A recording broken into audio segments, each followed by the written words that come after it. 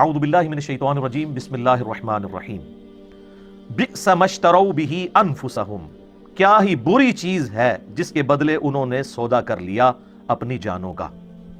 کیا سودا کیا؟ ان یکفروا بما انزل اللہ بغیا ان ینزل اللہ من فضلہ،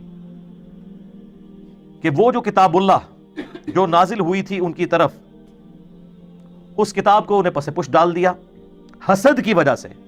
اللہ کی طرف سے جو اس کے فضل کے ساتھ کتاب نازل ہوئی تھی اس کو انہوں نے چھوڑ دیا۔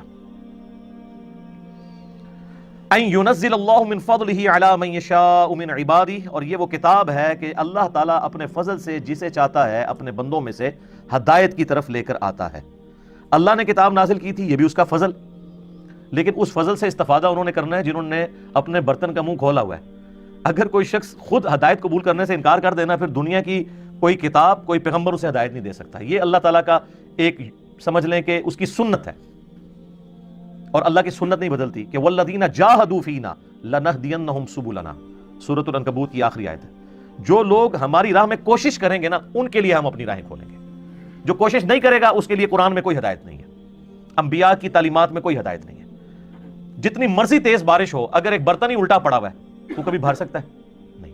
تو اللہ تعالیٰ یہ فرما رہا ہے کہ کتنا برا انہوں نے سودا کیا کہ اس نبی کے دنیا میں آنے سے پہلے تو یہ جنگوں میں دعا کیا کرتے تھے، اللہ جلدی جلدی اس پیغمبر کو بھیج کہ ہم اس پیغمبر کے ساتھ مل کر قتال کریں اور اللہ کے دین کا بول بالا کریں۔ اور آج جب وہ پیغمبر آئے ہیں یہ اس کے کافر ہو گئے ہیں، اس کے منکر ہو گئے ہیں۔ کتنا برا انہوں نے سودا کیا ہے اپنی جانوں کا، کفر کے بدلے میں کفر کما لیا ہے، اپنی جانیں دوزخ میں اور آگ میں جھونک دی۔ اور کس وجہ سے؟ حسد کی وجہ سے۔ حسد کیا تھا؟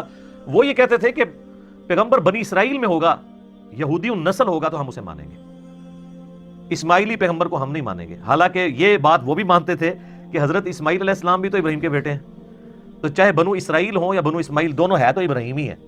لیکن وہ کہتے تھے نہیں، جو حضرت یعقوب کی اولاد سے ہیں، یعقوب کا ہی لقب تھا اسرائیل علیہ السلام، ان کے سوا اگر کوئی اور نسل میں پیغمبر آئے گا وہ ابراہیمی بھی کیوں نہ ہو، ہم نے نہیں اس کو ایز اے پیغمبر ایکسیپٹ کرنا۔ تو اب اللہ تعالیٰ فرما رہا ہے کہ اس کے سبب کیا ہوا؟ فَبَاءُوا بِغَضَبٍ عَلَىٰ غَضَبٍ، تو اللہ تعالیٰ کے غضب پر غضب کے وہ حقدار ہو گئے۔ یہ ڈبل غضب کیوں؟ مسلسل غضب کیوں؟ ایک تو انہوں نے اپنی کتاب کو ماننے سے انکار کیا جس کے اندر آخری پیغمبر کی پروفیسیز موجود تھی، ایک تو اس بات پر غضب کی، اپنی کتاب کو ہی نہیں مان رہے، اور دوسرا جب وہ پیغمبر آ گئے وہ بھی تو اللہ کی حجت بن کے ہے، اس پیغمبر کا بھی انکار کر دیا۔ تو اللہ کی طرف سے غضب پر غضب کے مستحق ہوئے یہودی۔ وَلِلْكَافِرِينَ عَذَابٌ مُّهِينٌ، اور کافروں کے لیے ذلیل اور رسوا کر دینے والا عذاب ہے۔